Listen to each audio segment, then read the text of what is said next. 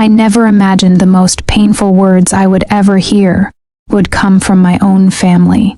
I stood outside my son's backyard holding a warm peach cobbler when I heard my daughter-in-law say, "Why is she even still alive?"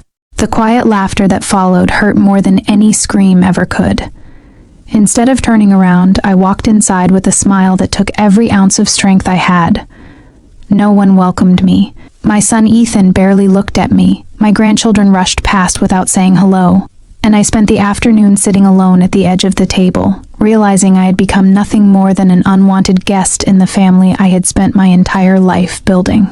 I stayed until everyone else left, quietly cleaning the table before driving home. That night, I finally admitted a truth I had avoided for years. This was not about one cruel sentence.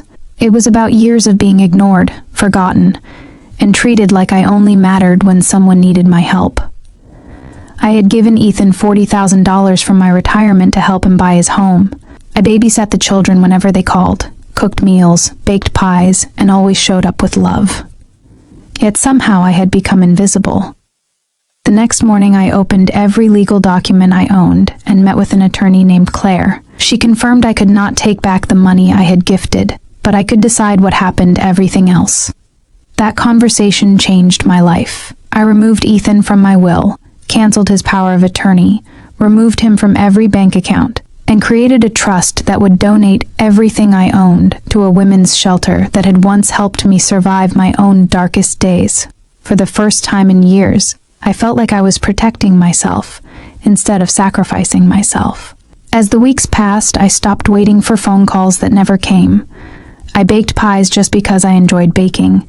I shared meals with my kind neighbor Grace, who treated me with more respect in one afternoon than my own family had shown me in years. Every small decision reminded me that I still deserved peace. When Ethan finally called, pretending nothing serious had happened, I deleted the message without listening twice. Excuses no longer had a place in my life. Eventually, Ethan appeared at my front door asking why I had changed the locks and blocked his number. I calmly told him I had heard every word spoken about me that afternoon.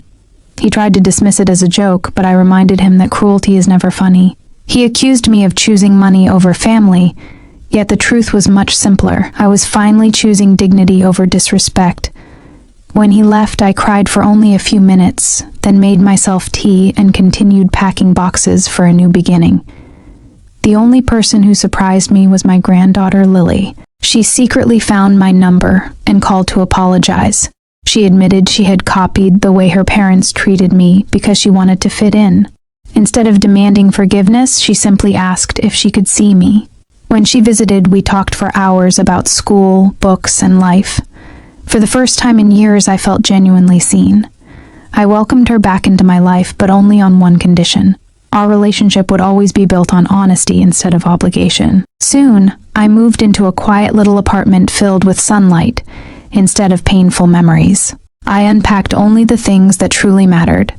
My late husband's letter, my favorite baking tools, and a drawing Lily made of a woman winning a chess game despite having fewer pieces.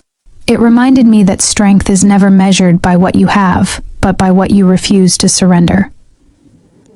After selling my old house, I donated the proceeds to the women's shelter exactly as I had planned. Watching those women receive hope brought me more happiness than leaving another inheritance ever could. Meanwhile, Lily continued visiting, helping me bake banana bread, sharing stories about school, and slowly becoming the family I thought I had lost forever. Months later, Ethan sent me a handwritten letter admitting he had failed me. He confessed he had allowed disrespect to grow inside his own home, and that he did not know if he deserved another chance. I did not rush to forgive him, nor did I throw the letter away.